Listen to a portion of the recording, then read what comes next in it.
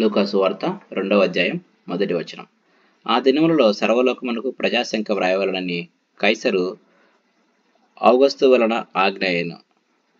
2వ వచనం. ఇది కురేనియు సిరియా దేశమునకు అధిపతి అయినప్పుడు జరిగిన మొదటి ప్రజాసంఖ్య. 3వ వచనం. అందరూ ఆ సంఖ్యలో వ్రాయబడుటకు తమ తమ పట్టణములకు వెళ్ళిరి. 4-5 వచనాలు.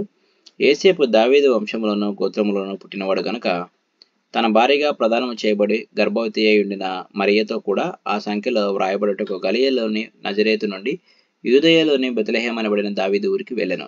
6వ వచనం. వారక్కడ ఉన్నప్పుడు ఆమె ప్రసవ దినములో నిండిన గనుక 7వ వచనం. తన తొలిచూలు కుమారుని కని పొత్తిగుడ్డలతో చుట్టి సత్రములో వారికి స్థలము లేనందున ఆయనను పశువుల తొట్టిలో పరుండబెట్టెను. 8వ వచనం. ఆ దేశంలో కొందరు గొర్రెల కాపరులు పొలములో ఉండి రాత్రి వేళ తమ మందను కాచుకొనుచుండగా 9వ వచనం. ప్రభువు దూత వారి యొద్దకు వచ్చి నిలిచెను.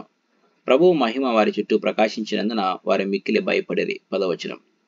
అయితే ఆ దూత, భయపడకుడి, ఇదిగో ప్రజలందరికీ కలగబోవు మహా సంతోషకరమైన సువర్తమానము నేను మీకు తెలియజేయుచున్నాను. 11వ వచనం. దావీదు పట్టణమందు నేడు రక్షకుడు మీ కొరకు పుట్టి ఉన్నాడు, ఈయన ప్రభువైన క్రీస్తు. 12వ వచనం. దానికిదే మీ కానవాలు, ఒక శిశువు పొత్తిగుడ్డలతో చుట్టబడి ఒక తొట్టిలో పండుకొని ఉండుట మీరు చూచెదరని వారితో చెప్పాను. 13వ వచనం. వెంటనే పరలోక సైన్య సమూహము ఆ దూతతో కూడా నుండి 14వ వచనం. సర్వోన్నతమైన స్థలములలో దేవునికి మహిమయు ఆయనకిష్టులైన మనుషులకు భూమి మీద సమాధానమును కలుగునుగాక అని దేవునికి స్తోత్రము చేయుచుండెను. 15వ వచనం. ఆ దూతలు తమ యొద్ద నుండి పరలోకమునకు వెళ్ళిన తర్వాత ఆ గొర్రెల కాపరులు, జరిగిన ఈ కార్యమును ప్రభువు మనకు తెలియజేయించి ఉన్నాడు, మనం బెత్లెహేము వరకు వెళ్ళి చూతము రండని ఒకనితో ఒకడు చెప్పుకొని. 16వ వచనం. త్వరగా వెళ్ళి మరియను యేసేపును తొట్టిలో పండుకున్న శిశువును చూచిరి.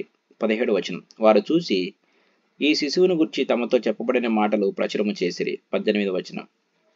గొర్రెల కాపరులు తమతో చెప్పిన సంగతులను గురించి విన్న వారందరూ మిక్కిలి ఆశ్చర్యపడిరి. 19వ వచనం. అయితే మరియ ఆ మాటలన్నీ తన హృదయంలో తలపోసుకొనుచు భద్రము చేసుకొనెను. 20వ వచనం. అంతటా ఆ గొర్రెల కాపరులు తమతో చెప్పబడినట్టుగా తాము విన్న వాటిని కన్న వాటిని గురించి దేవుని మహిమపరచుచు స్తోత్రము చేయుచు తిరిగి వెళ్ళిరి. 21వ వచనం. ఆ శిశువునకు సున్నతి చేయవలసిన 8వ దినము వచ్చినప్పుడు గర్భమందు ఆయన పడకమునుపు దేవదూత చేత పెట్టబడిన యేసు అనే పేరు వారు ఆయనకు పెట్టిరి. 22-24 వచనాలు.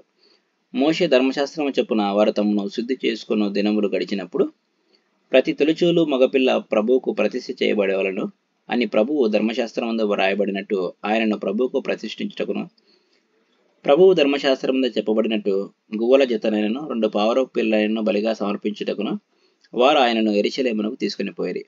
25వ వచనం.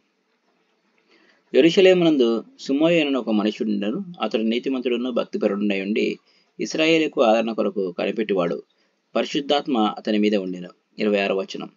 అతడు ప్రభువు యొక్క క్రీస్తును చూడక మునుపు మరణము పొందడని అతనికి పరిశుద్ధాత్మ చేత బయలుపరచబడి ఉండెను. ఆత్మవశుడే అతడు దేవాలయంలోనికి వచ్చెను. 27-8 వచనాలు. అంతటా ధర్మశాస్త్ర పద్ధతి చొప్పున ఆయన విషయమై జరిగించుటకు తల్లిదండ్రులు శిశువైన యేసును దేవాలయంలోనికి తీసుకుని వచ్చినప్పుడు అతడు తన చేతులతో ఆయనను ఎత్తుకొని దేవుని స్తుతించుచు ఇట్లనెను. 29-32 వచనాలు. నాదా, ఇప్పుడు నీ మాట చొప్పున సమాధానంతో నీ దాసిని పోనిచ్చుచున్నావు. అన్యజనులకు నిన్ను బయలుపరచుటకు వెలుగుగాను, నీ ప్రజలైన ఇశ్రాయేలుకు మహిమగాను నీవు సకల ప్రజల ఎదుట సిద్ధపరిచిన నీ రక్షణ నేను కనులారా చూచితిని. 33వ వచనం.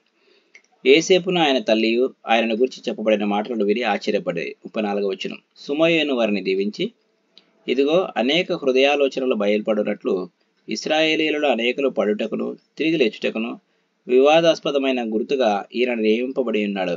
35వ వచనం. మరియు నీ హృదయంలోనికి ఒక ఖడ్గము దూసుకొని పోవునని ఆయన తల్లి అయిన మరియతో చెప్పాను. 36వ వచనం. మరియు ఆషేరు గోత్రికురాలను పనూయేలు కుమార్తెయునైన అన్నాను ఒక ప్రవక్తి ఉండెను. ఆమె కన్యత్వము మొదలు 7 ఏళ్ళు పెనిమిటితో సంసారం చేసి బహుకాలము గడిచినదై. 37వ వచనం. 84 సంవత్సరములు విధవరాలై ఉండి దేవాలయం విడువక ఉపవాసముతో ప్రార్థనలతో రేయింబగళ్ళు సేవ చేయుచుండెను. 38వ వచనం.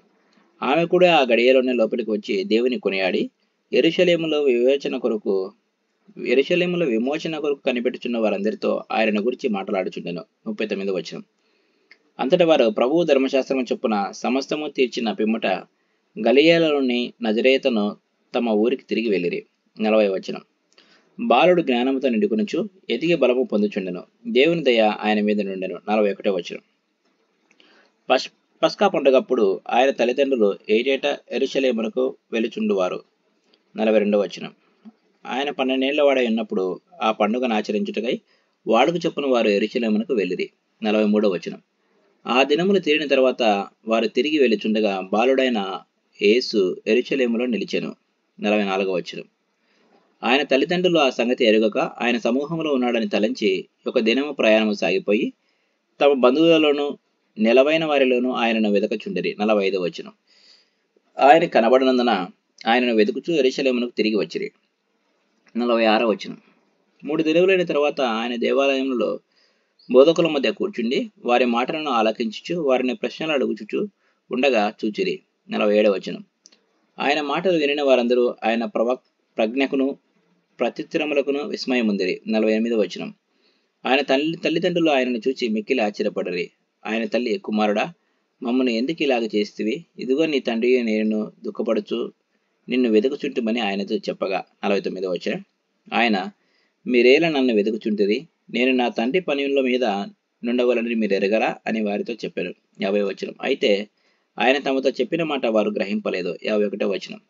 అంతటా ఆయన వారితో కూడా బయలుదేరి నజరేతునకు వచ్చి వారికి లోబడి ఉండెను.